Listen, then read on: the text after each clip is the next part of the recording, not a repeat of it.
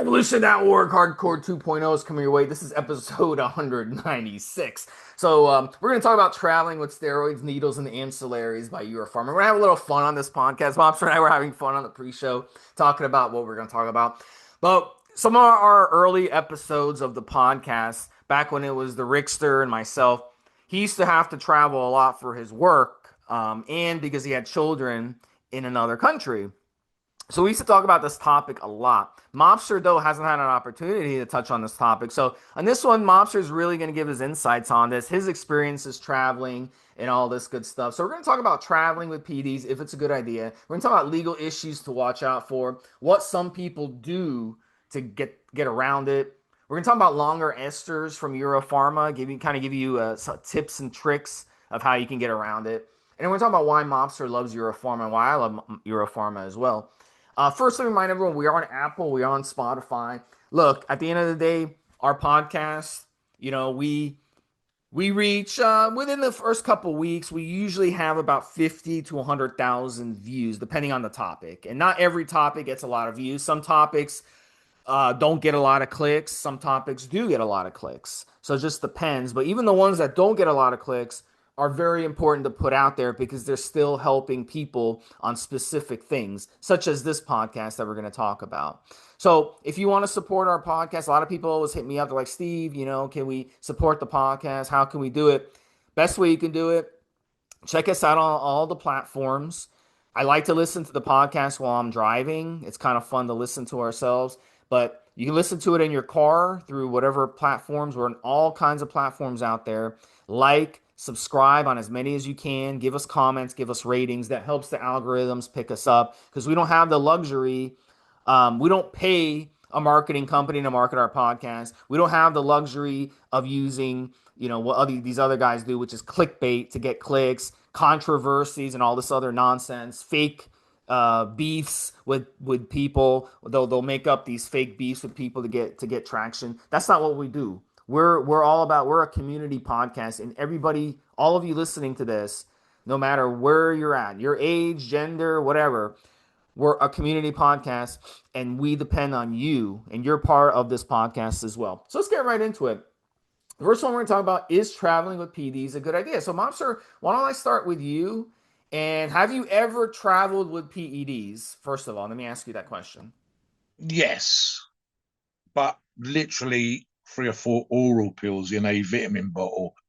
And otherwise, normally I would say no, and I would suggest that for the most part, this is the reality of this conversation.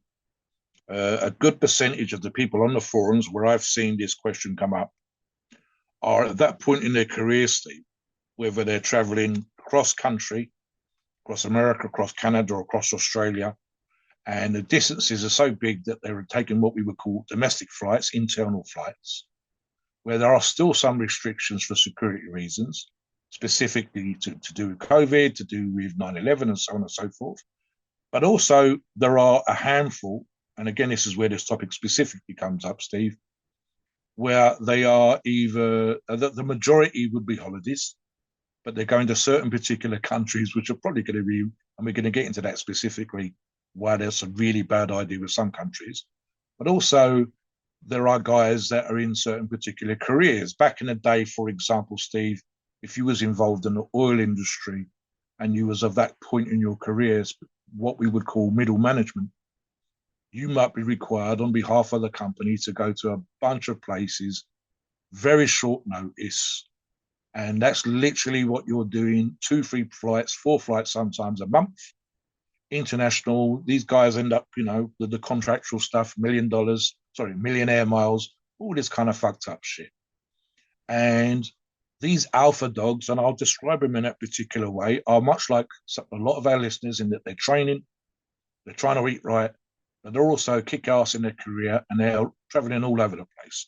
I would say it's probably more common now for it to be the holiday stuff, Steve, literally going to certain particular countries because they can afford to go, they want to have these experiences, and so on and so forth. But on a rare occasion, and I have brought this up, where someone says they're mid-cycle, but I'm going on holiday, and I've typically said, is this a surprise holiday? Did you win it in the competition, or did you fucking know that you was going to be mid-cycle and then go on holiday. What a lot of us do, Steve, as you'd appreciate, is we get in shape for our holiday. So typically the end of the cycle is a short time before you go away to wherever the fuck it is you're going. And you want to be in shape. You want to be ripped for the beach. But occasionally the wife's put something together. They've literally had the deal of a century fall into their lap. And this is, they're on a 12-week cycle and they're like 8 weeks in and bang. Sorry, yeah, we're going on holiday. Wasn't really planned, but it's a chance of a lifetime. We've got to go. And they don't want to stop the cycle. So there's a bunch of reasons why these things can occur. The obvious question is, and I've kept this right at the beginning, Steve, is traveling with PEDs. And I would argue international more than domestic, although there are still going to be domestic issues. The short and simple answer is yes, it's a bad idea. Or no, it's not a good idea. It's for the most part, when any of us have traveled, and I've traveled quite a lot when I was competing, several times to Sweden and Germany for when I won an international a European competition. Madrid, I won an international European competition. I think 4 times to America, and these were all just for competitions. I believe at that particular point, probably slightly better now, I was probably the most traveled grip athlete. And so I was welcomed quite well by these people. But I mean, twice in 1 year, pretty much every year, more or less for 10 years, I was competing at least once a year, if not twice a year, internationally, including Arnold on the Arnold main stage, strongman stage, various other big competitions, etc. Won money events, very well looked after when I've travelled, especially in America, and so on and so forth. But at the same time, as I've said in other shows, with the exception at that time of my first 2 cycles, all of my cycles were around me competing, whether that was here in the UK or overseas. So I always planned, for the most part, with, again, I'll talk about appeals and my specific experience, to have my cycle peak or finish for strength purposes the last day before traveling or within 1 or 2 days of my traveling. And especially if you use the longer esters, which we will also get into, I would have gear in my system and I would have peaked full strength with my training so that when I traveled, typically, let's say on a Friday, compete on a Saturday, start to travel home on a Sunday, be home Monday, my steroid stack, my training, everything, my protocol, the whole thing that I'd done in order to get into shape for that competition would be around that same time. There's even an argument to be made, and this is perhaps another point of view, that if you look like someone who uses steroids or drugs for that matter, if you look like someone that's constantly sniffing and got a bit of a sniffle, i.e., typical symptom of a coke user, if you're a big vascular muscular bodybuilder wearing a tank top with a suspicious bump on your backside from the PED injections, I would argue, Steve, that perhaps you might be more likely to be stopped as someone who might be Yeah, smuggling steroids I was gonna than you say would. that. Yeah, and Yeah.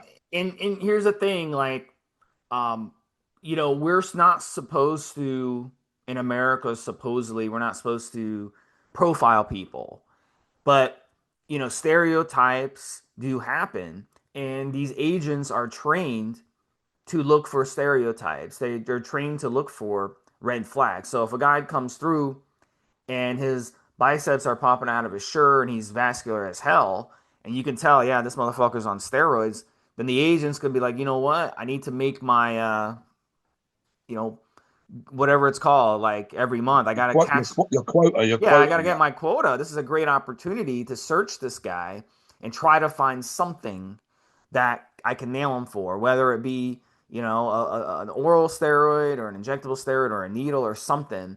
And this way I can kind of make my quota. But here's another thing, though, what Mobster was mentioning. And he makes up a good point that it's a great idea to make sure that you're not on cycle. And then everybody, if they're going on a holiday, if you're going on a beach vacation to the Caribbean or like guys in Australia, they love to go to the islands in the South Pacific. It's probably the most beautiful place in the world, those South Pacific islands. I mean, my God, I could fucking, that would be the best vacation of my life, going to those islands. And you know, if you're going there and you're like, well, I'm going to plan it toward the end of my cycle, so I won't be on steroids. The problem is you're going to be in PCT. And the problem is you're going to have to take your Nolvadex, your Clomid, you're going to have to take your testosterone boosting supplements, you're going to have to take the Viagra Cialis with you. So that's something to think about too. So if you plan it perfectly, where, yeah, I'm going to go on my vacation right at the end of the cycle, it might be the best time between when you finish your cycle and when before you start your PCT, because letting the longer esters clear out could take 2, 3, 4, 5 weeks. So if you've got testosterone cypionate in your system, for example, or sustanon in your system, these are long ester testosterones, esters, or something like equipoise or something like even primobolan, which is an enanthate ester, it's still going to be in your system. So you can do the last injection right before, you know, your vacation is going to start. Say you're going for 1 week and it's going to be June 1st. So you would finish the cycle end of May, and then you could go on your vacation for that week. You'd be looking in peak shape. And then the steroids will still be in system while you're on that vacation. And then when you get back, you can start preparing for your PCT. So that might be the best time, officer, I think, to plan a vacation. Not Yeah, yeah, the end of your cycle, but when you stop using, which is the yes, end of your cycle, but it's when you stop using the gear yes. and then before you start your PCT. Because you don't want to be in PCT when you're traveling either, because then you're going to feel like shit during your travel. So, and we're going to talk about esters from Euro Pharma later. They do have lots of options for you to choose from if you're looking that way. So yeah, I mean, absolutely, Steve. I mean, look, right? Whether I think even a stereotyping profiling thing, you're going to just have sometimes unconscious bias. Okay, stupid example, Stephen. I think my dad was especially guilty of this back in the day. I think my dad just felt fucking guilty, and he would always have 200 cigarettes more than he was supposed to. And the amount of times when I'd been with him when he travelled, that he would get stopped going through the green channel instead of the red channel, whereas I don't think I ever did. I think the closest I've got to it is a story that I told Steve earlier on. So coming in for a competition near Atlanta, Georgia. So I think I probably landed at Atlanta, Steve. It might have been that time, might have been another time. And consciously remember, I've got my passport. In the UK, Steve, it's kind of, I think they're kind of uniform now, but they don't look like police officers. Used to be back in the day, literally just a nice suit and a shirt and a tie. I'm arriving second, third, fourth time I've ever been to the US to compete, and I got stopped. And the officers at the passport control, um, these look like police officers, Steve, complete with holster and gun and shit, which I'm not used to. And I've queued up. I've got my passport out. The house wipes in front of me. Oh, we've got to get my passport out. You've only been queuing up for 15 minutes, you fucking morons. Get a move on. So I may have looked impatient, I don't know, but I was ready. They've far asked around, they've been done, they've been seen. I get next, walk up. What's the purpose of your visit? I'm here to compete. Or what's that about? It's a kind of weightlifting competition, specifically to do with grip. I might even win some money. I think the Atlanta, Georgia one, I actually did. I won $600. I came second. I should have won $1,000, but that was on me. I fucked up. And it's probably the only time I've ever been asked about steroids by the persons at custom control, at passport control, about using steroids to get into shape for competitions. And I'm thinking, I don't know if I want to have a conversation about using steroids with the customs, the passport control officer with his gun and his badge and shit. And I'm like, oh, I don't know if it's really a good idea. Plus, we'll be holding people up and stuff, trying to sort of faff it off. I think I might have actually had some ephedrine and a couple of other pills in a little vitamin bottle. But so I really probably wouldn't have got into trouble, but why fucking risk it? And something else, Stephen, I've mentioned this on the forums, I have had, to my less than it's a dubious pleasure, two red flag style letters from customs and excise here in the UK, where they have opened up. One was for SARM some years ago, and one more recently was for steroids. products that have come from one of our approved sources, ironically, today's approved source, the one that we're discussing today, and had those, we've opened up one of your packages and we found X, Y, and Z inside. And you're, oh, fuck this shit. And the first one, they literally sent a police officer and what they call a PCSO, a police community support officer, to my house a few days later without warning. Had already had the letter, knocks on the door, invited them in, made them a cup of tea, and had a bit of a conversation about the legal grey area of bringing steroids in via the post. So that is not a pleasurable situation. I dealt with it reasonably well. The second time, I didn't have to deal with it at all, and I've had no further issues. But I would rather not have to deal with these things at all. And of course, the purpose of today's show is to illustrate how these things can be dealt with, how you might not want to deal with them, and obviously, as we just discussed already, planning ahead. So, look, legal issues is point number two. There are certain countries, Steve, I would argue, that you really, really, really don't want to risk it. To a lesser degree, arguably, the US is not actually that bad. I would argue that it's more serious coming from another country to the US than it might be to the UK. But I would actually probably put us kind of relatively low down the list. There are certain countries, and I wrote down Thailand as an obvious example, Steve, where ironically, accessibility to steroids in country, that's already off the plane, through passport control, gone to the beach, gone to the resort, is probably relatively easy. Go to a pharmacy, go to what we would call a chemist here, ask the right people. Don't be an arsewipe about it in terms of who you're talking to, and make, being a void head, dickhead, whatever else. And you could probably get access to steroids in country relatively easy. However, bringing in prescription drugs without a script and certain other medication, and especially obviously recreational drugs, steroids is in that kind of area in between. And I would argue that certain places, if you don't know how to handle your shit well, and if they've taken a dislike to you, profiling, call it what you like, there are certain countries like Thailand where I would absolutely not risk taking steroids through those customs, through those border controls, through whatever. I really wouldn't do it.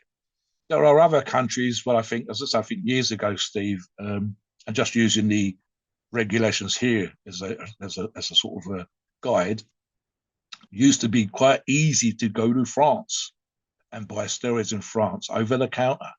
Low dose, easy. Greece was an easy one. And sort of in other countries, over time, part of the European Union, similar regulations in the same countries that are all part of this little group, it's become harder and harder and harder. So there are definitely certain particular places. I think the biggest problem is that we imagine, and customs and excise and border control are good examples here. The legality, for example, in this country is way different for the legality, and it's just for possession in the States. In this particular country, in the United Kingdom where I live, possession for personal use of PEDs, and for the most part, I'm talking about anabolic steroids, is not an issue. Zero. It's a little bit like that grey area of prostitution. Importation or distribution and certainly manufacture with intent to distribute are not grey areas. You can be prosecuted. Most of the mail in this country, most carriers, specifically the Royal Mail, aka the Post Office, do not allow you to send steroids to other people in the post. And so those are not grey areas. Absolutely fucking not. Again, you have to think of the sheer number of people that border control and or passport control will see. The percentage of likelihood you not looking like a Jack dude or Jack lady being searched is relatively low in terms of the sheer volume of luggage, the sheer number of people coming through, the time of day that you go through, and so on and so forth. And you're also thinking that this particular person will have a complete and utter understanding of every nuance of the law. Just having things sometimes that look like drugs is sufficient for you to get a lot more attention than perhaps you might like.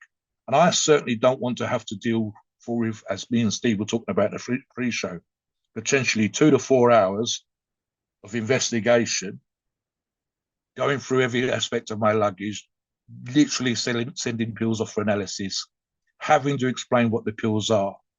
And that's just for my pills, whatever they might be, my steroid vials, etc., to be disposed of and given a caution or a simple fine. Some countries, you might have to wait days in a prison cell while these things are being sorted out.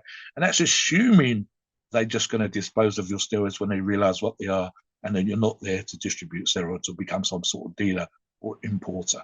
These are just for you to use. And that's assuming that. And our knowledge might be, for example, in my own case, my knowledge of the UK regulations is sufficiently good that I think I would be okay explaining this, and was, as I've just mentioned. But I have zero real practical knowledge of the nuances of the regulations in each and every country that I had traveled to myself, never mind me being able to, or Steve being able to give you the advice on how, for example, to deal with a Thai customs also. On Australian, the Australians, for example, struggle very hard with importation of steroids into Australia. And there's a program that we see here on UK TV. I'm sure you see it in America, Steve. They're really, really strict when it comes to bringing in certain particular food types. And you can't bring in dried insects, even if you're going to eat these fucking things or feed them to your dog or whatever.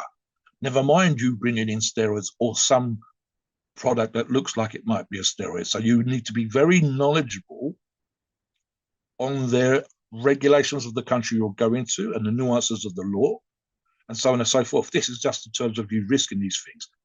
There are, I would argue, Steve, some countries, the length of time that you might just be held might be slowed down by just how fucked the system is, that you haven't reached the right palm and so on. And even if they will throw away your product, etc. I do not want to spend, or have any of our listeners spend, weeks on what we would call remand, on bail, whatever you want to call it, unable to leave the country until the matter is resolved. I certainly don't want to have any of our listeners in the position of having to ask the US Embassy or the UK Embassy to deal with my case, because let's be honest, Steve, neither of those embassies in either country are going to be unduly going out of their way to help someone that has brought steroids in, and for the perception, if not the reality, of you looking like you're smuggling drugs in, even if it's for personal use on a 2-week holiday abroad. So look, be aware that you by all means ask advice, by all means listen to the advice we might give you show and tell you what people could be doing, but understand. And I want to make this clear as well, Steve. This is not legal advice. This is not us telling you how to do these things. And you must have really good, if you're going to risk it, either a very good solicitor or lawyer behind you, or a complete, proper understanding of the laws of the countries you're going to. I think the phrase here that covers this, Steve, somewhat is ignorance of the law is no excuse. If you're worried about it being a risk, don't risk it.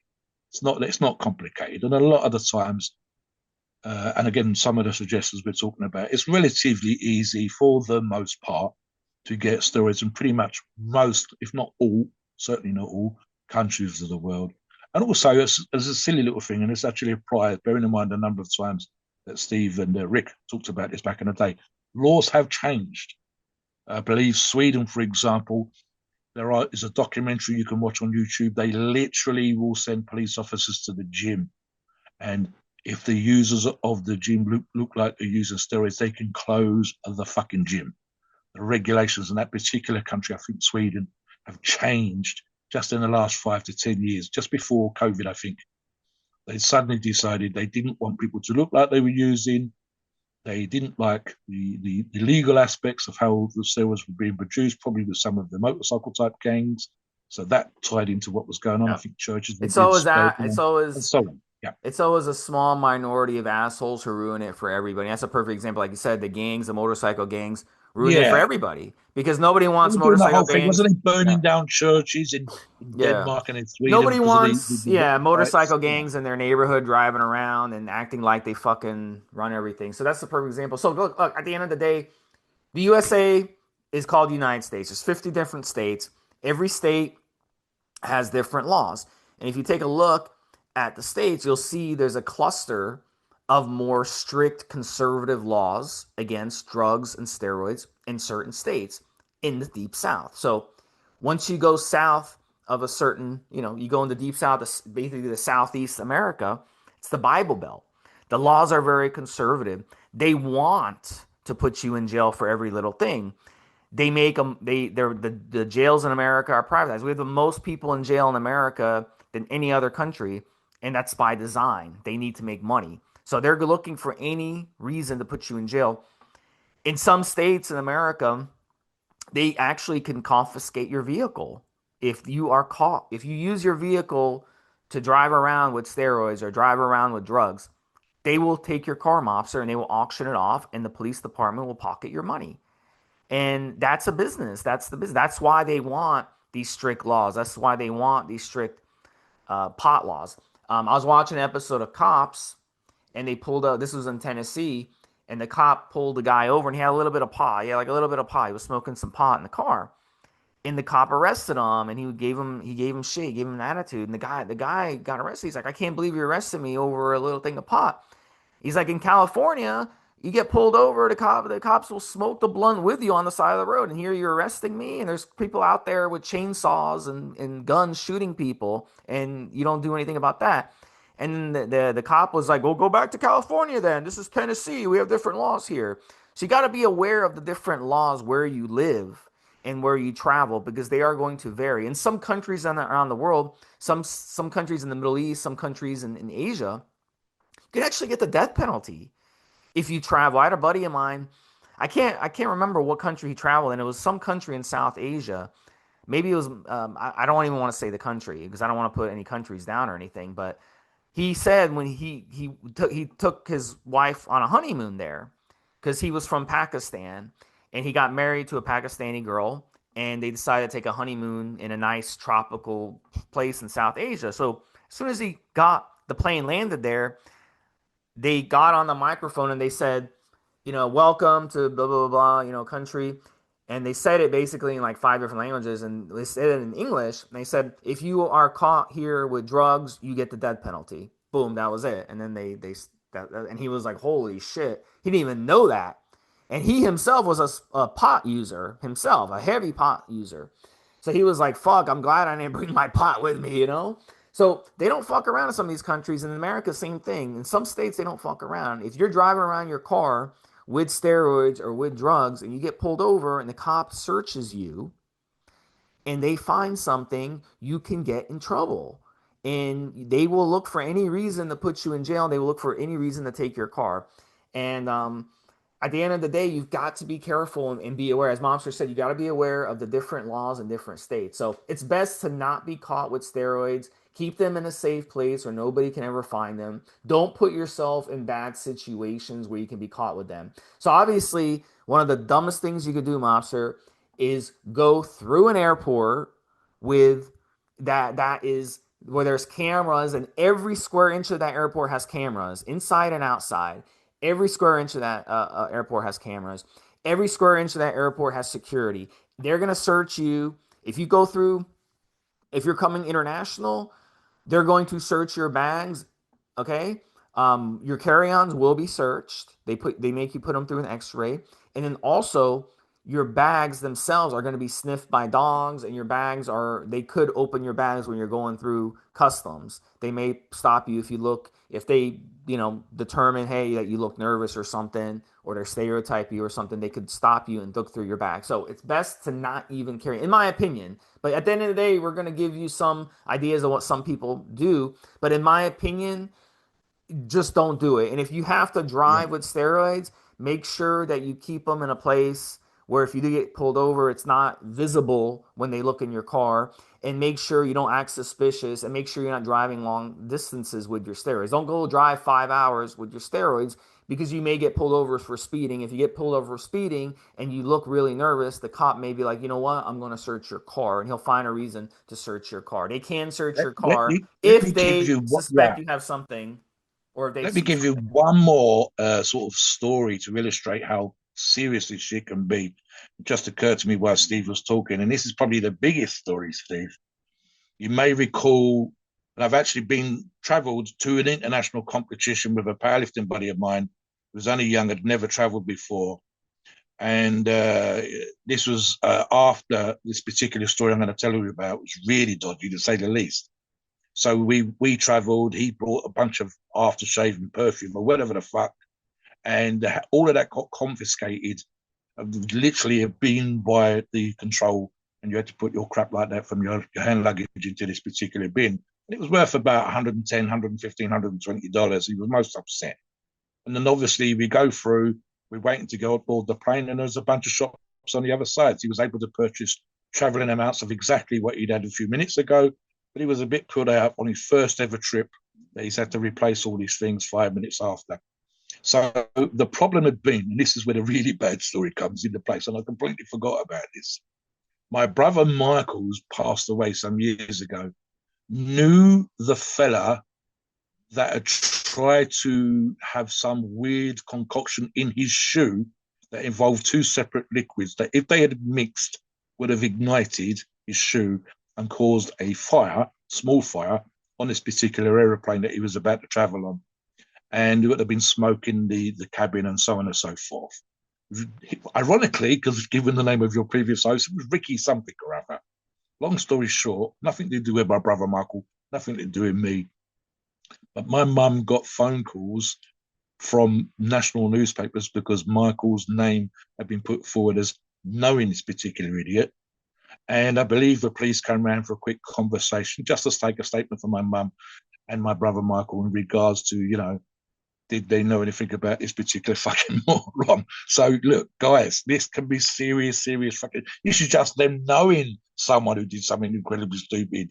You don't want the national newspapers ringing you up and asking for fucking stories relating to stupid stuff like this. And as this particular idiot got caught, done jail time, and it's the reason why we wasn't able to take open and or unused containers of perfumes and so on in case they contain some sort of explosive or incendiary product, never mind a device. So yeah, there's a lot of fucked up shit out there, and we really, really need to know our stuff. The amount of times we see these silly little videos of people complaining at airports, I didn't know this, I did that, motherfucker. There's a million videos. There are literally documentary channels standing there claiming you didn't know you couldn't take steroids through.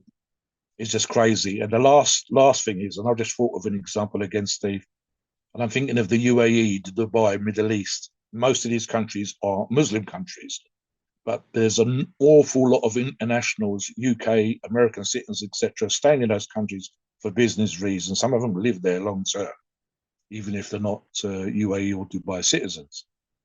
And you can only drink alcohol in certain particular places, mostly the bigger hotels. And the local law enforcement are kind of okay with it. You go and get drunk, you have a nice bottle of wine, you have some champagne, you have a cigarette in that hotel, there's not an issue. But if you're on the beach with a mate and you're drinking an open bottle of beer, you can be arrested.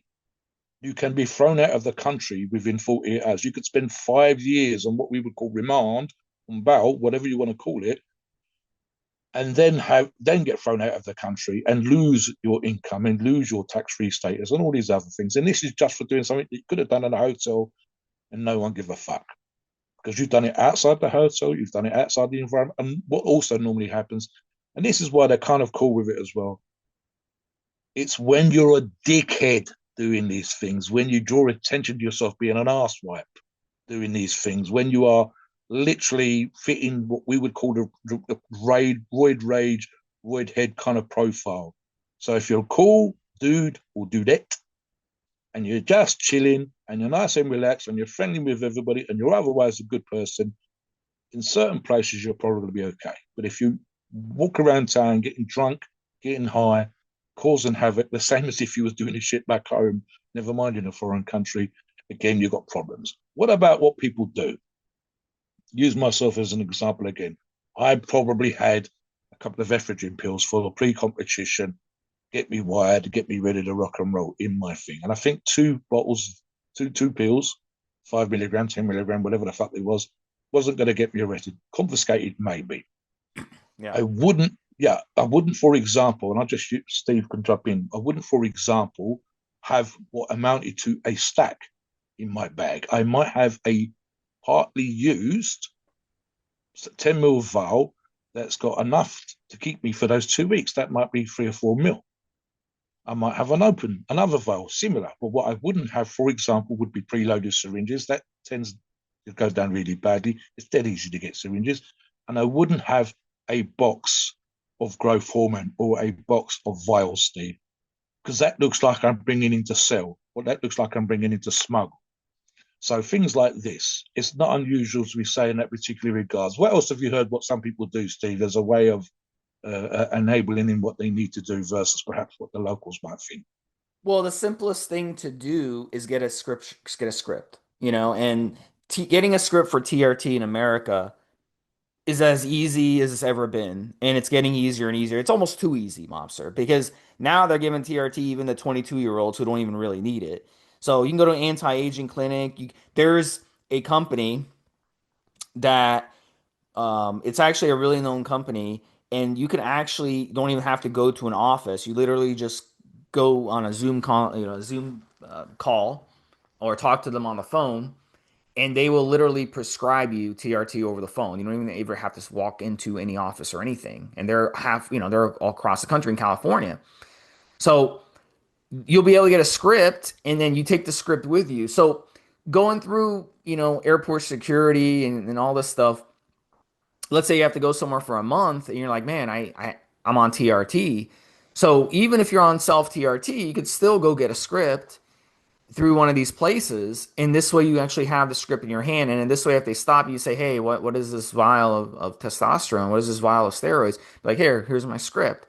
I have a script and I need these needles to inject myself. So, and then they'll be, okay, go ahead. It's no problem. So that would protect you in that situation very, very easily. You see the old lady in the line with a bag of pills, and she's on every fucking pill under the sun. She's on 10 different medications. She's on insulin. She's on this. She's on that. And she carries it through. So, but at the end of the day, let's be honest, although they're not legally allowed to stereotype you, they still do it. So you have to protect yourself. You're a big fucking bodybuilder going through security. You're not an old lady with 10 different pills going through security. So you have to use common sense on this, guys. And don't have that mentality of, well, they let the lady in front of me go through with 10 different pills, but here I am getting pulled over for having a bottle of fucking Anavar. It doesn't work like that. You have to, this is the way shit is. So you can either cry about it and you can moan about it, or you could be smart about it. So it's a very good idea to make sure that you are in that situation. You have a script to protect yourself. Even if you're still on self TRT, have that script. Another thing you can do is check into the countries you're going to. And the Rickster and I, we used to talk about that a lot because he's from South America. In South America, most of the countries in South America, the Colombia, for example, steroids are perfectly legal as long as you're not selling them and as long as you're not, buying them under the table from some random dude. You're fine. So you can basically get there and you can get off the plane and talk to the taxi driver who's driving you, and he'll be able to take you, and you could say, hey, I'm looking for steroids, can you take me to a pharmacy where I can get steroids? And he'll take you to a pharmacy, and you walk into the pharmacy and they still have to give them to you, and you're not going to be able to buy 20 different steroids and 20 different vials, but he's going to be able to provide you the basics, maybe an oral, maybe some testosterone to get you through your trip and hook you up with some needles that way. And then this way you can use them while you're there, and you won't, you can use them, if you're there for a couple weeks, 2, 3 weeks, 4 weeks, whatever, you'll be able to use them and legally use them in that situation. As long as they're provided to you by an actual doctor or pharmacist, it is legal in those countries. But it's not legal to go to tell the taxi driver, hey, can you take me to your buddy who has a white van behind the gym and I can buy steroids off him? No, that's illegal. Both of you would be breaking the law, and the taxi driver would be breaking the law in that situation. So you have to be aware that is a strategy that you could do. And the Rickster would always recommend that. He'd always recommend talking to these taxi drivers because they'll know where to get anything in these countries. They know where things are. They know who sells them. They know everything. So they'll be able to take care of you. You can be like, hey, take me to a pharmacy where they're going to be able to hook me up with some steroids while I'm here. Same thing in Mexico. Same exact thing in Mexico. You can go to a pharmacy, the right pharmacy. They can deny you. They don't have to give you the steroids if they think, they don't like you, or maybe they have a viewpoint where they don't want to give it to you because they don't think you need it. Or maybe you're too young and they say, you know what, I don't want to give it to some young kid who doesn't know what they're doing. They could deny you. But in a normal situation, you would be able to get it that way. And this way, you're not breaking the law. So I'm all about not breaking the law. But I know some people, and I know, Mobster, we've talked about it. Some people, they'll take like a bottle of aspirin and they'll put in some oral steroids in that bottle of aspirin, or they'll put in whatever they want to take with them in that bottle of aspirin, and they'll pack it in their checked bag. And as long as they don't check your checked bag, you're going to be good. But if they do, let's say, worst case scenario, they decide to open up your checked bag and they look through your pills and they're like, why does this pill not look like the other pills in this aspirin bottle? What are these little things? And you'd be like, oh, yeah, those are steroids. Then, you're asking for trouble. So I wouldn't risk it personally, Mobster. What do you think? I wouldn't either, Steve. And I was kind of laughing off there with the view that the cab driver takes a turn and drives you to the police station if he's an arsewipe. So yeah, look, I again, I was competing, so I'm almost risking it with those ephedrine, and even then, I'm probably been okay. But I wouldn't risk it, generally speaking. Silly example, and Steve mentioned Mexico, and I've got another suggestion that I've seen used. So one of the early roundtable type discussions I've mentioned on other shows, we had people go into the pharmacia in Mexico, not that far into the across the border, but sometimes they'd have to travel a little bit further to better pharmacia, ironically, because the ones that were close to the border were having too much issues with the US federal authorities as well as their own federal authorities, and didn't want to be seen to be supplying young US jocks with steroids. And so they decided to not do it, like Steve said, so people would drive further in. And one of the things that was pointed out, kind of obvious, was that you could inject, literally drive over once a week, go and have a Coke somewhere in one of the local Mexican towns and a burger or something, and then go to the pharmacy, buy your steroids and inject there or nearby, and then get rid of all the material that you'd use to inject the vial, the amp, the whatever, and then drive back with the steroids in your system, which is not illegal, versus having it hidden in the wheel arch or in the trunk of your car or in your dash, the glove box on your dash, and so on and so forth, where these are kind of the places they're going to look first. In your system, do what you like. But smuggled in for you to inject into your system later on, not a good idea. So that was one. One I have heard, and we've probably suggested this a couple of times on the forum, especially if you're going to be there for more than a couple of weeks and you're not sure about the quality or the milligrams per mil or whatever the fuck of the place that you're going to and accessibility to steroids, people will post the steroids. It is even harder, I would argue, as a percentage game. If the likelihood of you coming off a plane with 500 other people and you're not too jack the fuck and you're not standing out as a profile example, maybe getting searched, it's probably going to be 1 in 50, maybe 1 in 100. There's a lot of planes coming in, there's a lot of people.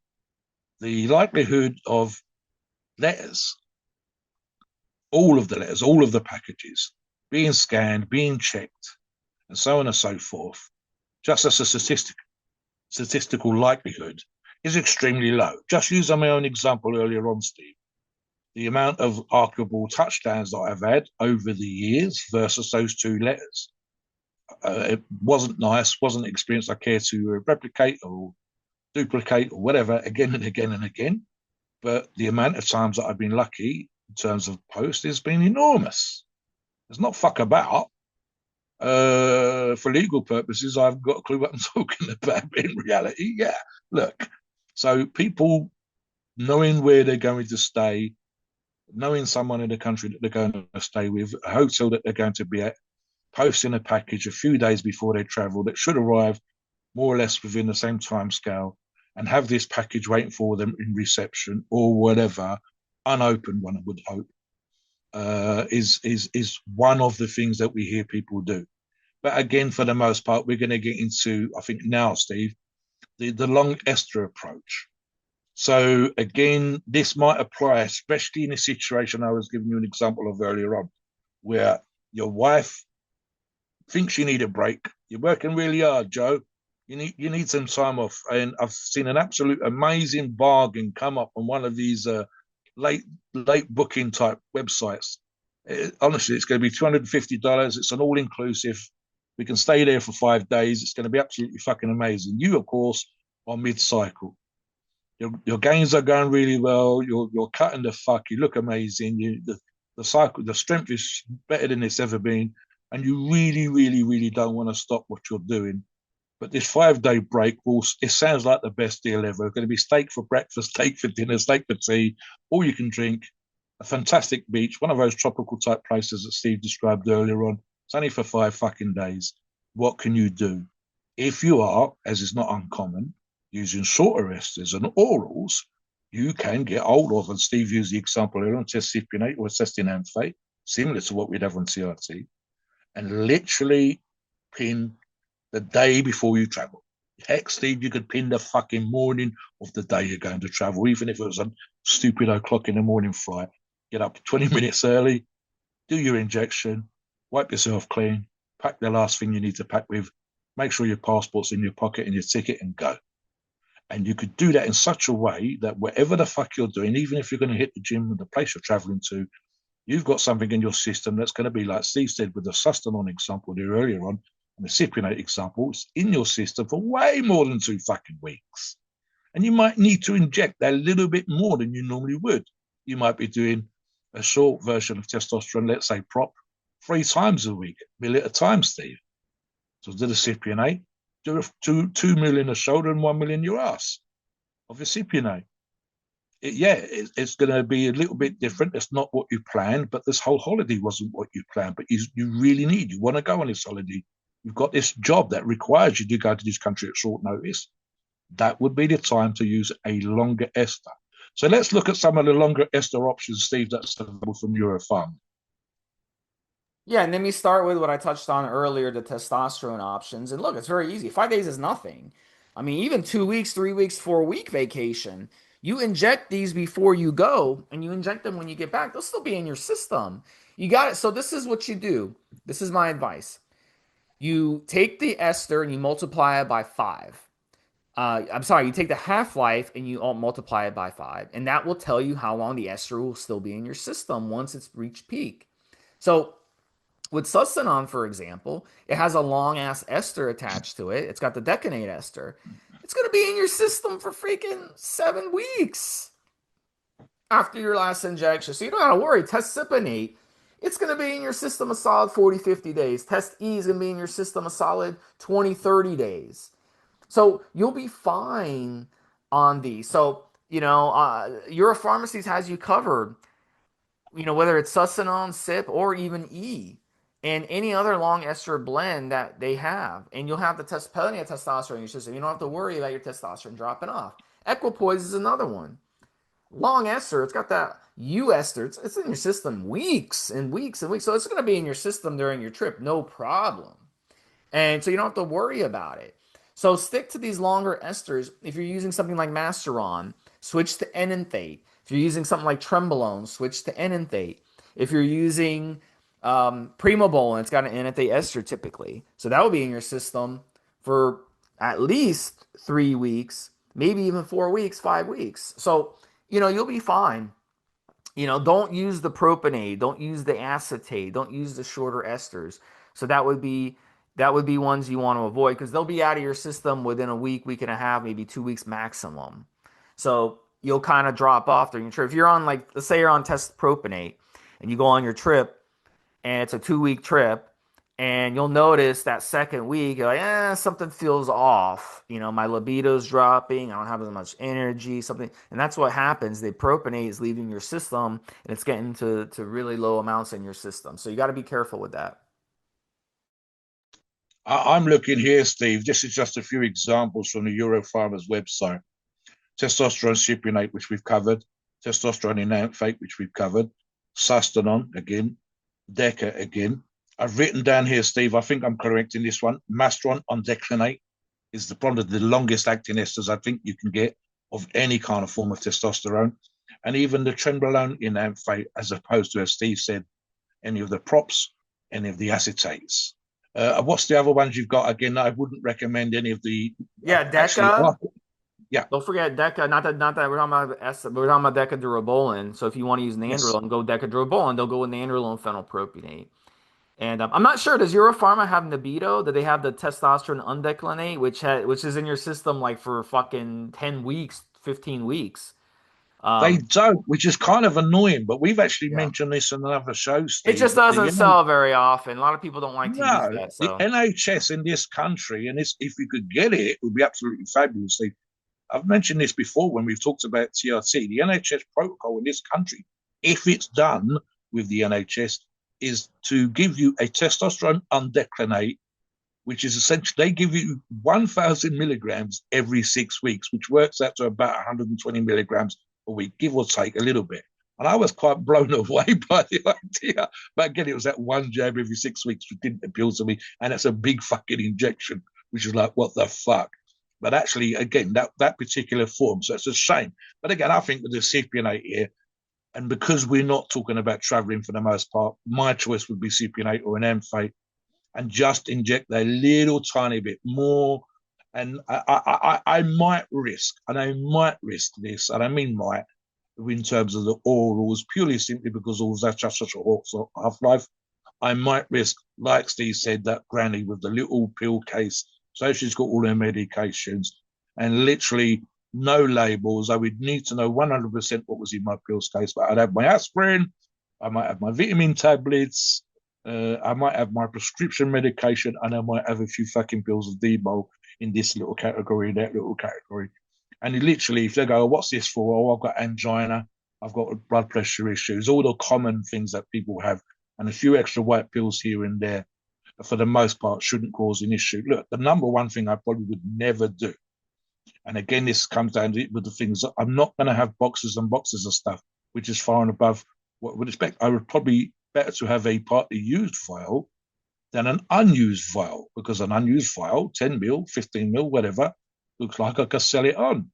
It looks like I'm deliberately doing something. Whereas me putting in, for example, a vial that's got 3 or 4 mil still left in it that I've already started to use looks like I'm bringing something for myself. So it's the perception. And it wouldn't matter if it was Euro Pharma or anybody. I might be, for example, better off having a bottle with nothing written on it and 3 or 4 mil or 9 mil or 10 mil in it than a bottle that specifically says a steroid on it. I'm thinking of examples, and let me just give you one for the UK again, Steve. This is another story. This was from Mick Hart, who was a big name steroid guru, still with us, buddy of mine back in the day. Still go for a drink with him now, if I ever get the opportunity. And he used to, and this is all quite legal, pay a young man to travel to France to meet the Russian, and I use this word euphemistically, suppliers of the products that were going to be used in the United Kingdom. And he would go over there with the money, he would pay the Russian would give him a suitcase worth full up of steroids. He took an empty suitcase full up with steroids when he came back.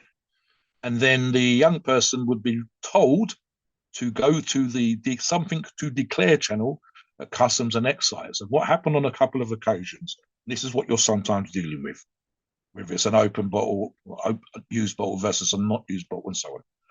He was going to do something to declare. And so the law in this country, being as vague as it was, required only that the young man pay with the money that he'd been given, not just the Russian supplier, but also Customs and Excise would be required to pay them the tax that might have been liable on the suitcase full of steroids.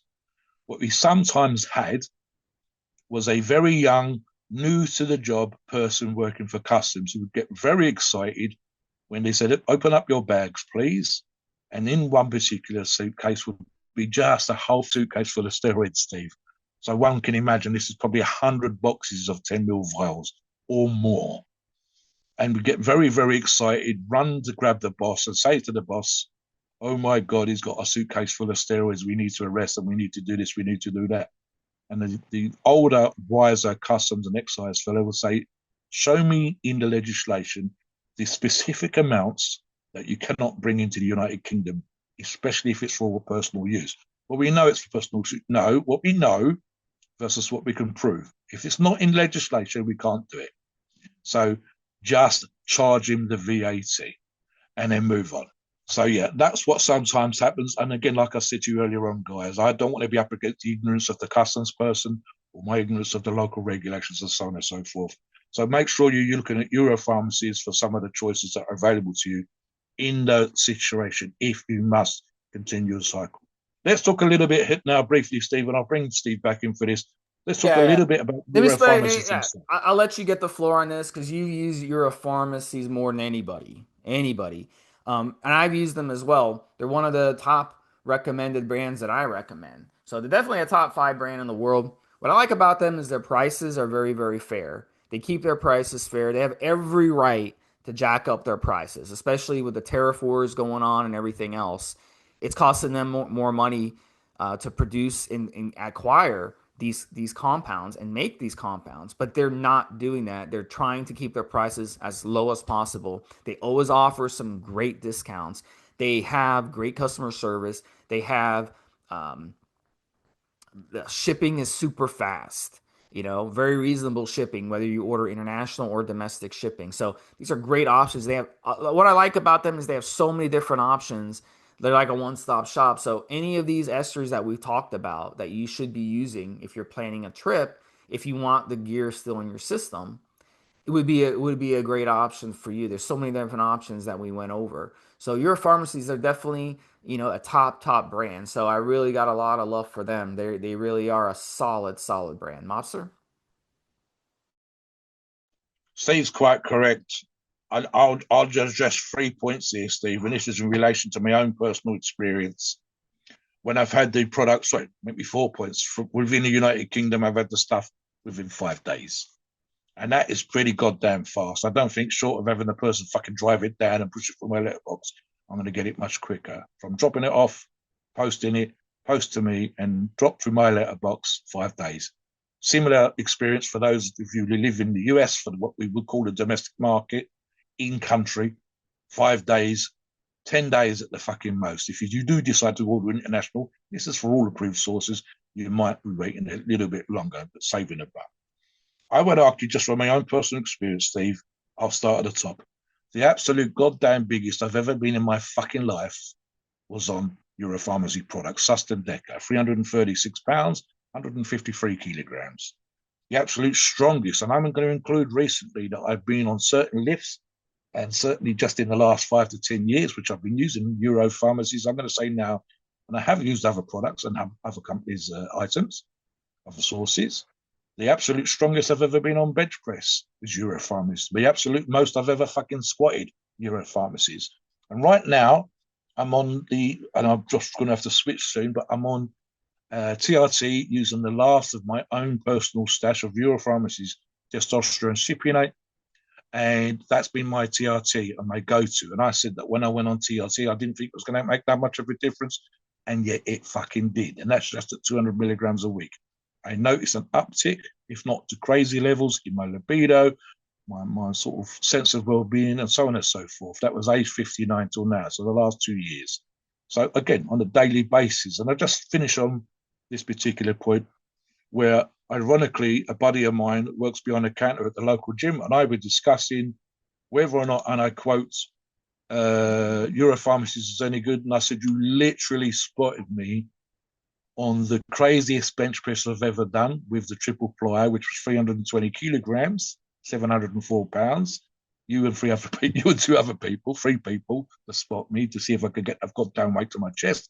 And you just recently spotted my 460 kilogram, 1,014 pound Hatfield squat. And both of those were using Euro Pharmacies. And I believe the latter, the squat, was done on, I was 2 weeks into TRT. So, goddamn boy, the idea, is it any good or not? You're literally looking at, I weigh 315 pounds right now, doing crazy fucking shit you've spotted me on. And all of those things we've just discussed, including my current body weight, down from 336 the last year or two, is on Euro Pharmacy's products. So my personal experience, my personal recommendation is they are a solid ass company produces solid ass products, and I can't ask any more. I've had zero PIP issues. I've had no infection issues. I know what they test out for. I've seen the numbers from the lab results. I know not just from my own personal experience, but from talking to other people that use their products, that they're getting similarly successful results. The strongest they've been, the most muscular they've been. So for me, they're a great source. Please note, we are not doctors and the opinions are ours. It is our view based on our experience and views on the topic. A podcast for informational purposes and entertainment only. The freedom of speech and the First Amendment applies.